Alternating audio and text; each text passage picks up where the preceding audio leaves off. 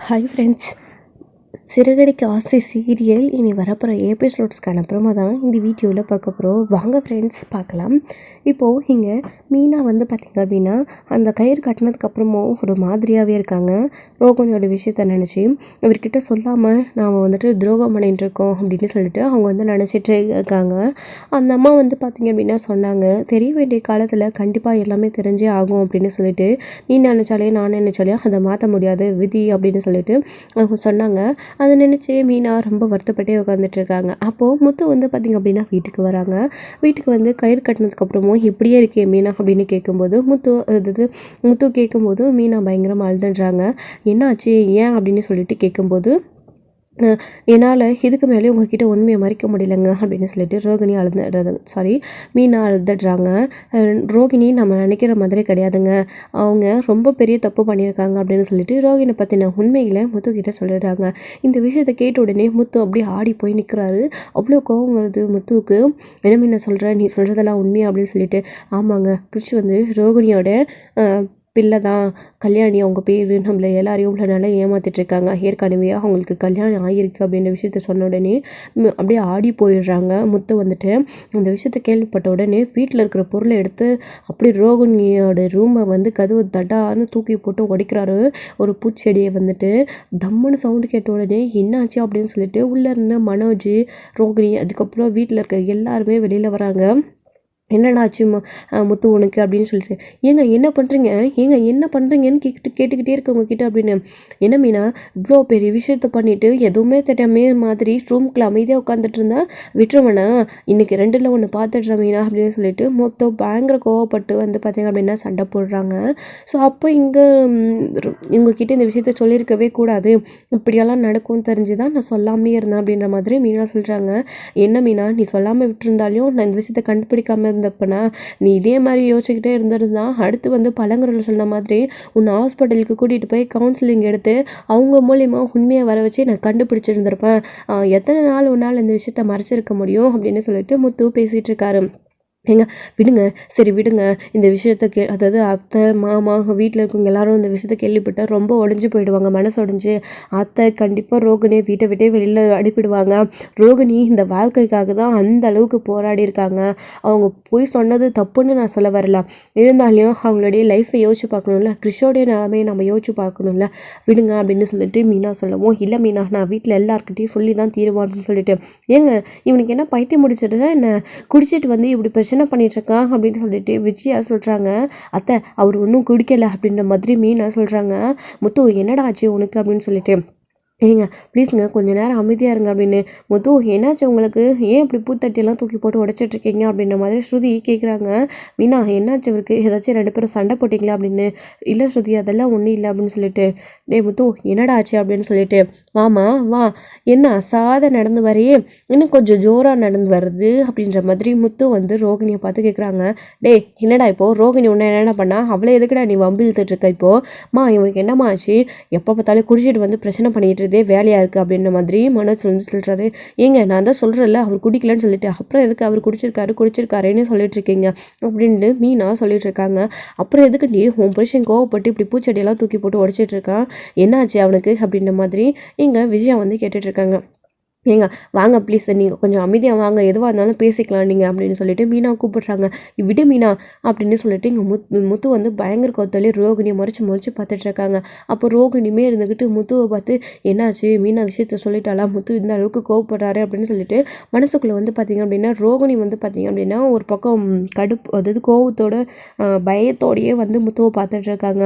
அதுக்கப்புறம் அப்பா இவளை நம்ம வீட்டு மருமகன் சொல்லவே உங்களுக்கும் சரி, அண்ணனை கல்யாணம் பண்ணிட்டு நிற்கிறானே அவனுக்கும் சரி அசிங்கமாக இருக்கும்பா, இவங்களை பற்றின உண்மை தெரிஞ்சா அப்படின்னு சொல்லிட்டு முத்து சொல்கிறாரு. இது கேட்ட உடனே ரோகிணிக்கு புரிஞ்சு போயிடுது, விஷயத்தை மீனா சொல்லிட்டாங்க அப்படின்னு சொல்லிட்டு. அப்போது என்னடா ரோகிணி என்ன பண்ணா அப்படின்னு சொல்லிட்டு, என்னடா என் மருமக என்ன பண்ணா அப்படின்னு சொல்லிட்டு, இப்போது வாய் நிறைய மருமகன்னு கூப்பிட்றீங்களா, இவங்க பண்ண வேலையெல்லாம் தெரிஞ்சா இன்னும் 5 நிமிஷத்தில் கழுத்தை பிடிச்சி வெளியே தள்ளுவீங்க அப்படின்னு முத்து சொல்கிறாரு. இதை கேட்ட உடனே ஷாக் ஆகுறாங்க ரோகிணி.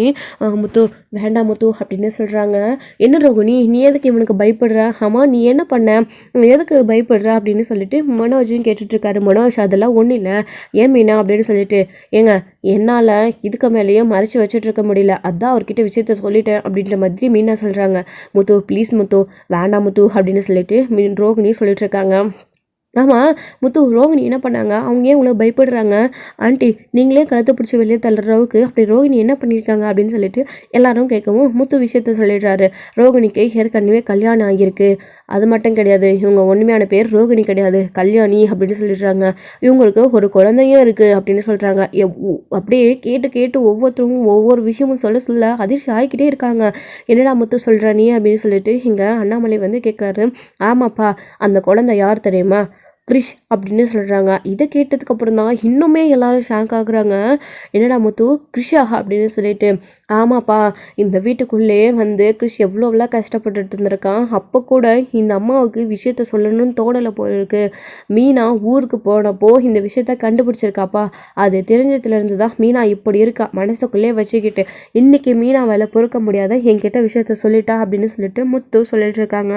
இந்த விஷயத்த கேள்விப்பட்ட உடனே அடுத்த நிமிஷமே எதுவுமே பேசாமல் விஜயா வந்து பார்த்திங்க அப்படின்னா ரோகிணியை ஓங்கி பல்லான்னு அடிச்சிட்டாங்க.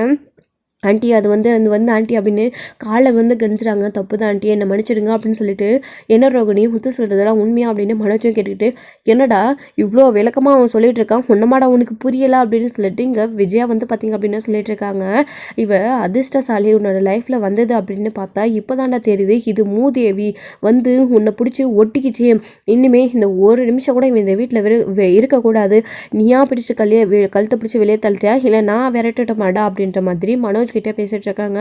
அம்மா இவன் ஏதோ வேணும்னே சொல்கிறான் போல இருக்குமா, ரோகிணி மேலே நீங்கள் சந்தேகப்படாதீங்க அப்படின்ற மாதிரி இங்கே மனோஜ் வந்து சொல்லிட்டு இருக்காங்க. டே இன்னுமாடா இவ்வளோ நம்பிட்டு இருக்க நீ, ஒவ்வொரு விஷயத்திலும் இதுக்கு முன்னாடி எவ்வளவோ போய் சொல்லியிருக்க, அது எல்லாத்தையும் மறந்துட்டு பணம் அப்படின்னு உடனே நானும் இங்கே எல்லாரும் சொல்கிற மாதிரி இவளை நல்லவன்னு நினச்சி நம்பிக்கிட்டு இருந்தேன். ஆனால் இப்போ தானே தெரியுது இவ எவ்வளோ பேர் ஃப்ராடுக்காரி அப்படின்னு சொல்லிட்டு இங்கே வந்து பார்த்திங்க அப்படின்னா கழுத்தை பிடிச்சி வெளியே தரலாம் அப்படின்னு சொல்லிட்டு ரோகிணியை சொல்லிட்டு இருக்காங்க. விஜயா வந்துட்டு அப்போது ரோகிணிக்கு பயங்கர கோவம் வந்து அப்படியே எந்திரிச்சு நின்றுக்கிட்டு, ஏங்கன்னா இவ்வளோ பெரிய துரோகத்தை நீங்கள் எனக்கு பண்ணிட்டீங்கல்ல, நான் அவ்வளோ தூரம் விஷயத்த வேண்டாம் சொல்ல வேண்டான்னு சொல்லியும் வீட்டில் எல்லாருக்கிட்டையும் விஷயத்த சொல்லிட்டீங்கல்ல, அந்த வீட்டிலேருந்து எப்படி என்ன வாயும் வயிறுமா இருக்கிறபோது என்னை வெளியே தள்ளினாங்களோ அந்த சூழ்நிலையில் தான் இப்போ நீங்களும் இந்த வீட்டிலேருந்து என்ன கழுத்தை பிடிச்சி வெளியே தள்ளலான்னு பார்க்குறீங்க அப்படின்னு சொல்லிட்டு இங்கே ரோகிணி சொல்கிறாங்க. இது கேட்ட உடனே இங்கே எல்லாருக்கும் ஷாக் ஆகிடுது. முக்கியமாக மீனா என்ன சொல்கிறேன்னு, அவங்க கழுத்தை பிடிச்சி வெளியே தள்ளதும் இங்கே அத்தை வெளியே தள்ளுறதும் ஒன்றா, அது வந்துட்டு உனக்கு நடந்த அநியாயம் தான் இல்லைன்னு சொன்னேன், ஆனால் இது நீ செஞ்ச பாவத்துக்கு அப்படின்னு சொல்லிட்டு மீனா சொல்கிறாங்க. இல்லை மீனா, இன்னமும் நீங்கள் விஷயத்த சரியாக புரிஞ்சிக்கல அப்படின்னு சொல்கிறாங்க. இந்த விஷயத்தை அதாவது மீனாவுக்கு இப்போ புரியுது, யோசிச்சு பார்க்குறாங்க. அதாவது அந்த சூழ்நிலை கிறிஷ் 3 மாதம் ப்ரெக்னெண்ட்டாக இருந்தாங்க, அப்போ வெளியில் கழுத்தை பிடிச்சி தள்ளினாங்க. இப்போ ரோகிணி ப்ரெக்னென்ட் ஆகியிருக்காங்க மனோஜால். விஜயா வந்து அவங்க 2 பேருக்கும் ஒன்று சேரணும் வாழ்க்கையில் அப்படின்றதுக்காக சாந்தி முகூர்த்த ஏற்பாடு பண்ணாங்க. ஸோ இப்போ வந்து ப்ரெக்னெண்ட்டாக இருக்காங்க ரோகிணி. ஸோ இந்த விஷயம் மீனாக்கு இப்போ தெரிய வருது. ஸோ என்ன சொல்லுங்க நீங்கள் அப்போது அப்படின்னு சொல்லிட்டு, ஆமாம் மீனா அப்படின்னு சொல்லிட்டு இங்கே ரோகிணி சொல்கிறாங்க. இந்த பாவத்தை நீங்கள் ஃபேமிலியை சேர்ந்து இப்போ வாங்கி கட்டிக்காதீங்க வேணாம் மீனா அப்படின்னு சொல்லிட்டு இங்கே சொல்லிட்டுருக்காங்க ரோகிணிமே. இதை நீ எப்படி என்னை உண்மான்னு நீ நம்ப சொல்கிற, ஏன் இந்த வீட்டை விட்டு நீ வெளியே போகாமல் இருக்கிறதுக்காக சொல்கிற பொய்யா கூட இருக்கலாம்ல அப்படின்னு சொல்லிட்டு இங்கே மீனா சொல்கிறாங்க. என்ன மீனா சொல்கிறாங்க, ரோகிணி எங்களுக்கு ஒன்றும் புரியலை அப்படின்னு சொல்லிட்டு எல்லாருமே என்ன மீனா அப்படின்னு சொல்லிட்டு முத்துவுமே கேட்குறாங்க. ஏங்க இவங்களுக்கு நடந்த அநியாயத்தை எல்லாத்தையும் ரோகிணி என்கிட்ட சொன்னாங்க. இவங்களுக்கு கல்யாணம் ஆனதுக்கப்புறமா என்ன நடந்துச்சு எல்லா விஷயத்தையும். அப்போது அதாவது இவங்களுக்கு கல்யாணம் ஆனதுக்கப்புறமா அவன் வந்து குடிகாரன்னு தெரிஞ்சிருக்கு. ஒரு நாள் குடிச்சிட்டு வரும்போது அவன் ஆக்சிடெண்ட்டில் செத்து போயிருக்கான். அதுக்கப்புறம் இவங்களோட ஃபேமிலியில் வந்துட்டு இவங்கள பாரமாக நினச்சிக்கிட்டு அவங்களுடைய ஃபேமிலியிலேருந்து வீட்டை விட்டு இவங்களை வெளியே தள்ளியிருக்காங்க. அதுக்கப்புறம் வந்துட்டு இவங்க அவங்க அம்மாவை கூட இருந்து வேறு ஊருக்கு வந்திருக்காங்க. அப்போ தான் கிறிஷ் வந்து வயிற்றில் இருந்திருக்கான். அதுக்கப்புறம் மனோஜை பார்த்துட்டு இவங்க கல்யாணம் பண்ணியிருக்காங்க, இதுதாங்க அவங்களுடைய வாழ்க்கையில் நடந்தது அப்படின்னு மீனா சொல்கிறாங்க. ஓ, இதுக்கு என்ன சம்மந்தம் மீனா அப்படின்னு சொல்லிட்டு, இன்னும் புரியலையா? ரோகிணி சொன்னதை வச்சு யோசிச்சு பாருங்க. அந்த மாதம், அதாவது அந்த டைமில் கிறிஷ் வயிற்றுல இருந்தால் வெளியே வீட்டை விட்டு அனுப்புனதா சொல்கிறாங்க ரோகிணி. இப்போ இவங்க மனோஜ் எல்லாம் ப்ரெக்னெண்ட்டாக இருக்கிறதாவும் இப்போ வீட்டை விட்டு வெளியே அனுப்புனா அந்த பாவம் நமக்கு வர்ற மாதிரியே சொல்லிட்டு இருக்காங்கங்க அப்படின்னு சொல்லிட்டு மீனா சொல்கிறாங்க. இது கேட்ட உடனே எல்லாருக்குமே ஷாக் ஆகுது. இது நீங்கள் மீனா நீங்கள் சொல்கிற மாதிரி இதுவும் ஏன் பொய்யா இருக்கக்கூடாது அப்படின்னு சொல்லிட்டு வீட்டில் எல்லாருமே சொல்லிட்டுருக்காங்க. ஸ்ருதி, அதுக்கப்புறம் ரவி கேட்டு ஆடி போய் நிற்கலாரு. அண்ணாமலை, விஜயா, இவ பொய் தான் கண்டிப்பாக சொல்லியிருப்பா. அவ்வளோ பொய் நம்மக்கிட்ட சொல்லியிருக்கிறவ இது மட்டும் எப்படி உண்மையாக இருக்க போகுது அப்படின்னு சொல்லிட்டு வீட்டை விட்டு துரத்தலாம் அப்படின்னு பார்க்கும்போது மனோஜ் வந்து பார்த்திங்க அப்படின்னா சொல்கிறாரு, அம்மா ஆமாம்மா, ரோகிணி சொல்கிறது பொய் கிடையாது, உண்மைதான் அப்படின்னு சொல்கிறாங்க. அதனால தான் மனோஜ் இந்த விஷயத்தில் என்ன முடிவு எடுக்கிறதுன்னு தெரியாமல் ஷாக்காக நின்றுட்டுருக்காரு. ரோகிணியை பற்றின உண்மை தெரிஞ்சதுக்கப்புறமும், அதாவது இவங்க ப்ரெக்னெண்ட்டாக இல்லை, இவங்க 2 பேரும் வாழ்க்கையில் சேரலை அப்படின்றதுக்கு முன்னாடி இந்த விஷயம் தெரிஞ்சிருந்தா கூட கண்டிப்பாக ரோகிணியை வந்துட்டு வீட்டை விட்டு வெளியே அனுப்பியிருக்கலாம். இப்போ வந்து அவங்க ப்ரெக்னெண்ட்டாக இருக்காங்க அப்படின்றதுனால எல்லாருமே யோசிக்கிறாங்க. ஆனால் விஜயா இவ எப்படி இருந்தாலும் சரி இந்த வீட்டில் இருக்கக்கூடாது, ஏன்னா இப்போ தானே உண்டாயிருக்கு, அதை களைச்சிட்டு இவ்வளோ போய்கிட்டே இருக்கணும், வீட்டை விட்டு துரத்தி விடணும் அப்படின்ற மாதிரி விஜயா சொல்கிறாங்க. இது கேட்ட உடனே ஆடி போயிடுறாங்க. என் வயதில் இருக்கிற குழந்தையா அழிக்கிறதுக்கு நீங்கள் யார் அப்படின்னு சொல்கிறாங்க. என்னடி என்கிட்டயே குரலை உதச்சி பேசுறியா அப்படின்னு சொல்லிட்டு பலான்னு ஓங்கி அறிகிறாங்க. அத்தை கொஞ்சம் அமைதியாக இருங்க அப்படின்னு சொல்லிட்டு, நீ அமைதியாக இருமினா, நான் பேசிக்கிறேன், இவ்வளோ பெரிய விஷயத்த நீ கூட வீட்டில் சொல்லாமல் மறைச்சிருக்கல, நீ பண்ணதே தப்பு தான். முதல்ல எப்போ இவ்வளோ பற்றின உண்மை தெரிஞ்சிருச்சோ அப்போவே வீட்டில் வந்து விஷயத்த சொல்லியிருக்கணும் அப்படின்னு விஜயா வந்து பார்த்திங்க அப்படின்னா சொல்லிட்டு இருக்காங்க. மனோஜ் இருந்துக்கிட்டு, டே இங்கே பாருடா, இவ உங்ககிட்டயும் அப்படி போய் சொல்லி ஏமாத்திருப்பா அப்படின்னு சொல்லிட்டு இங்கே மனோஜ் கிட்டே சொல்லிட்டு இருக்காங்க. விஜயா வந்துட்டு, இல்லைம்மா இப்போதாம்மா ஒரு மணி நேரத்துக்கு முன்னாடி தாம்மா எங்களுக்கு விஷயம் தெரிய வரும். இந்த விஷயத்த சந்தோஷமாக உங்ககிட்ட சொல்லலாம் அப்படின்னு நினைக்கிறதுக்குள்ளேயே இவ்வளோ பெரிய விஷயம் நடந்து போச்சு அப்படின்னு சொல்லிட்டு மனோஜ் சொல்லிட்டு இருக்காங்க. அப்போது பாருங்கம்மா அப்படின்னு சொல்லிட்டு கிட்ட கூட கையில் தான் வச்சுட்டு இருக்காங்க. மனோஜ் வந்துட்டு அதை வந்து எடுத்து காட்டுறாங்க. அதை பார்த்த உடனே எல்லாருமே ஷாக் ஆகுறாங்க. இப்போ என்னங்க பண்ணுறது அப்படின்னு சொல்லிட்டு மீனாவுமே சொல்லிட்டு இருக்காங்க.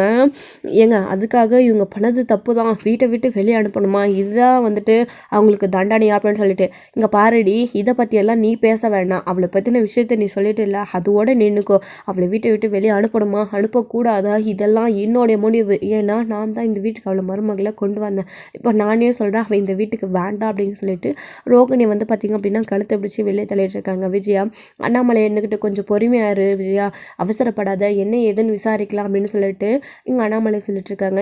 இதுக்கப்புறமும் விசாரிக்கிறதுக்கு என்ன இருக்குது அப்படின்ற மாதிரி விஜயாவும் சொல்லிட்டு இருக்காங்க. ஸ்ருதி, ரவி எல்லாருமே இந்த அளவுக்கு நீங்கள் மோசமாக நடந்திருப்பீங்க அப்படின்னு நாங்கள் கொஞ்சம் கூட எதிர்பார்க்கல, ஏதோ ஃப்ராடு ஏதோ சூழ்நிலையெல்லாம் போய் சொல்லிட்டு இருக்கீங்க அப்படின்னு நினச்சா எவ்வளோ பெரிய உண்மையே வெளியில் யார்கிட்டையும் சொல்லாமல் மறைச்சிருக்கீங்க, இது எவ்வளோ பெரிய தப்பு. மனோஜுக்கும் சரி அம்மாவுக்கும் சரி இவ்வளோ நாளாக எங்கள் எல்லாருக்குமே நீங்கள் துரோகம் பண்ணிட்டு இருந்திருக்கீங்க அப்படின்னு சொல்லிட்டு ரவி கூட பேசிகிட்டு இருக்காரு. ஏய், இன்னும் என்ன ரவி, இவகிட்ட பொறுமையாக பேசிக்கிட்டு, இதுக்கப்புறமும் இவகிட்ட பேசுகிறதுக்கு எதுவுமே கிடையாது. சின்ன சின்ன விஷயத்தில் போய் சொன்னாங்க, அதாவது எங்கள் கண்ணுக்கு தெரிஞ்சே நிறைய போய் சொல்லியிருக்காங்க. ரோகிணி தெரியாமல் இவ்வளோ போய் சொல்லியிருக்காங்க, நினைக்கும் போது தான் எனக்கு ஆச்சரியமாக இருக்குது அப்படின்னு சொல்லிட்டு, என்னம்மா ஸ்ருதி சொல்கிற, உங்களுக்கெல்லாம் தெரிஞ்சு என்ன போய் சொல்லியிருக்காவோ அப்படின்னு சொல்லிட்டு, ஆண்டி உங்கள் விஷயத்துலேயே உங்களுக்குமே நிறைய உண்மை தெரியுமா ஆண்டி, அவங்க போய் சொன்னது அதுவும் கிடையாது. இப்போது இந்த ஆர்டர் விஷயத்துலேயும் இவங்க போய் தான் சொல்லியிருக்காங்க, மீனாவால் தான் இந்த ஆர்டரே கிடச்சிது அப்படின்ற மாதிரி ரோகிணி வந்துட்டு பொய் சொல்லிட்டாங்க அப்படின்னு சொல்லிட்டு இங்கே ஸ்ருதி சொல்லிட்டு இருக்காங்க. ஸ்ருதி, இவங்க சொல்லியிருக்கிற பொய்க்கு முன்னாடி இந்த பொய்யெல்லாம் எதுவுமே கிடையாது, விடு ஸ்ருதி, எதுக்கு இப்போ இதை பற்றி பேசிக்கிட்டு அப்படின்னு சொல்லிட்டு, அப்போது இந்த ஆர்டரு கூட மீனா வாங்கி கொடுத்தது தானே, அப்போது நீ சொன்னதெல்லாம் பொய் தானே, இன்னும் எவ்வளோ டேஸ் பொய் சொல்லி எங்களை ஏமாத்திருக்கா அப்படின்னு சொல்லிட்டு, அத்தை இவ்வளோ நடந்திருக்கு, இவ்வளோ பொய் சொல்லியிருக்காங்க, இதுக்கப்புறமும் நம்மளை இவங்க பொய் சொல்லி ஏமாத்துறதுக்கு என்னத்தான் இருக்குது அப்படின்னு சொல்லிட்டு மீனா சொல்கிறாங்க. அதுவும் சரிதான், அதுக்கப்புறம் இந்த வீட்டில் ஒரு நிமிஷம் கூட இருக்கக்கூடாதுங்க, இவளை இப்போவே வீட்டை விட்டு வெளியே அனுப்பணும் அப்படின்ற மாதிரி விஜயா சொல்லிட்டு இருக்காங்க. மீனா வந்து பார்த்திங்க அப்படின்னா ரோகிணியை பார்த்துக்கிட்டே இருக்காங்க. ரோகிணி வந்துட்டு மீனா வந்து உண்மையை சொல்லிட்டாங்க அப்படின்னு கோவப்பட்டு எடுத்து எறிஞ்சு பேசிகிட்டு இருக்காங்க. என்ன பார்லரம்மா மீனா பக்கம் அப்படியே திரும்புது. பண்ண ஃப்ராடு தானும் பண்ண தப்பு எல்லாம் உன்னோடையது. வீட்டில் விஷயத்த சொன்ன மீனாவுக்கு இப்போ தப்பு த அதாவது வீட்டில் விஷயத்த சொன்னவ இப்போ வந்துட்டு உங்களுக்கு பொய் ஆயிட்டாளா? அவ மேலே எதுக்கு கோவப்படுற? தப்பெல்லாம் பண்ணது நீ மீனா கிடையாது அப்படின்ற மாதிரி முத்து வந்து மீனாக்கு சப்போர்ட் பண்ணுறாங்க. உன்னை சும்மாவே விடமாட்டேன் மீனா, என்ன வீட்டை விட்டு வெளியே அனுப்பினல உன்னை நான் பார்த்துக்கிறேன் அப்படின்ற மாதிரி இங்கே வந்து ரோகிணி வந்து மீனாவை மிரட்டுறாங்க. அப்படி என்ன தாண்டி மீனாவை நீ என்ன பண்ணிடுவேன்னு நானும் பார்த்துடுறேன் அப்படின்னு சொல்லிட்டு முத்து வந்து பார்த்திங்க அப்படின்னா மீனாவுக்கு சப்போர்ட்டாக நின்றுட்டுருக்காங்க. மீனா நீ கவலைப்படாத, அவங்க பேசினா பேசிட்டு போகிறாங்க, நான் இருக்கேன் அப்படின்னு சொல்லிட்டு இருக்காங்க. பார்த்தீங்களாப்பா பண்ண தப்பெல்லாம் பண்ணிவிட்டு வீட்டில் விஷயத்த சொன்ன மீனா மேலே கோவப்பட்டு எப்படி பேசுகிறாங்களோன்னு சொல்லிட்டு அப்படின்னு இங்கே அண்ணாமலை கிட்ட வந்து முத்து சொல்லிட்டு இருக்காரு. ஏமா ரோகிணி நீ பண்ணது தப்புமா, மீனா என்ன பண்ணுவா அப்படின்னு சொல்லிட்டு இந்த வீட்டில் விஷயத்த சொல்ல வேணான்னு எவ்வளோ கெஞ்சினேன் நான் மீனா கிட்ட, காலில் கூட விழுந்தனே, நான் செத்துடுவேன்னு சொன்னதுக்கப்புறமும் நீ வீட்டில் விஷயத்த சொல்லியிருக்க அப்படின்னா உன்னை நான் சும்மா விட மாட்டேன் அப்படின்னு சொல்லிட்டு, என்னடி அவளை எதுக்கு மிரட்டுற நீ அப்படின்னு திரும்ப திரும்ப அடிச்சுக்கிட்டே இருக்காங்க நம்ம ரோகிணியை வந்துட்டு. இங்கே பாருங்க, இப்போது இந்த வீட்டோட வாரிசு என் வயிற்றுல வரலறது, நான் இங்கே தான் இருப்பேன். முதல் தடவை ஏமாந்த மாதிரி இந்த தடவை நான் ஏமாற மாட்டேன். கண்டிப்பாக நான் வந்து உங்கள் எல்லார் மேலேயும் போலீஸ் கம்ப்ளைண்ட் கொடுப்பேன் அப்படின்னு சொல்கிறாங்க. என்னடி பண்டத்தெல்லாம் பண்ணிவிட்டு போலீஸ் கம்ப்ளைண்ட் கொடுப்பியா? போய் குடு, நானும் பார்த்துக்கிறேன் நீ என்ன பண்ணுறேன்னு சொல்லிட்டு. இந்த வீட்டில் இருக்கிறவங்களுக்கோ இந்த வீட்டுக்கோ எந்த பிரச்சனையும் வராமல் நான் பார்த்துப்பேன். சாட்சி எங்கே கூப்பிட்டாலையும் நான் வந்து சொல்லுவேன் உன்னை பற்றின உண்மையை, நீ மிரட்டிகிட்டு இருக்கியா அப்படின்ற மாதிரி இங்கே மீனா வந்து பேசுகிறாங்க. அதானே பண்ணுற தப்பெல்லாம் எவ பண்ணுவாலாம், போலீஸில் எங்கள் மேலே கம்ப்ளைண்ட் கொடுப்பாலுமே, என்னடி கம்ப்ளைண்ட் கொடுப்பா அப்படின்னு சொல்லிட்டு. ஆமாம் இப்போது நான் மனோஜை கல்யாணம் பண்ணிக்கிட்டு இவ்வளோ நாளாக மனோஜ் கூட வாழ்ந்திருக்கேன். இப்போ நான் மனோஜெல்லாம் ப்ரெக்னெண்ட்டாக இருக்கேன். குழந்தைய கழிச்சிட்டு என்னை வீட்டை விட்டு வெளியே அனுப்புகிறாங்க அப்படின்னு சொல்லி உங்கள் எல்லார் மேலேயும் கம்ப்ளைண்ட் கொடுப்பேன் அப்படின்னு சொல்லிட்டு. பார்லரம்மா நீ எந்த லெவலுக்கு வேணாலும் போ, ஆமாம் இவ்வளோ உண்மையை நீ மறைச்சிருக்க அப்படின்றப்பவே நீ எவ்வளோ பெரிய கில்லாடி அப்படின்னு எனக்கு நல்லாவே தெரியும். ஆனால் இதுக்கெல்லாம் மசுங்கிற ஆள் நான் கிடையாது. உன்னால் முடிஞ்சுதான் நீ என்ன வேணாலும் பண்ணிக்கோ, நான் இருக்கேன், என்னால் எல்லாத்தையும் சமாளிக்க முடியும் அப்படின்னு முத்து சொல்லிட்டுருக்காங்க. ஸோ வந்து இதோட இந்த எபிசோடு வந்து முடிச்சிருக்காங்க. ஸோ ரோகிணியை பற்றின உண்மை வீட்டுக்கு எல்லாருக்கும் தெரிஞ்சிடுச்சு. ரோகிணியை வீட்டை விட்டு வெளியே போக சொல்லிட்டு இருக்காங்க. அடுத்தடுத்த எபிசோடில் என்ன நடக்க போகுது, ரோகிணி வந்து வீட்டை விட்டு வெளியில் போவாங்களா, ஸோ வந்து என்ன நடக்க போகுது அப்படின்றதெல்லாம் வெயிட் பண்ணி நெக்ஸ்ட் வீடியோவில் பார்க்கலாம். Friends thank you. இந்த வீடியோ உங்களுக்கு பிடிச்சிருந்தா லைக் பண்ணுங்கள், ஷேர் பண்ணுங்கள், கமெண்ட் பண்ணுங்கள், மறக்காமல் பெல் ஐக்கானை கிளிக் பண்ணிக்கோங்க.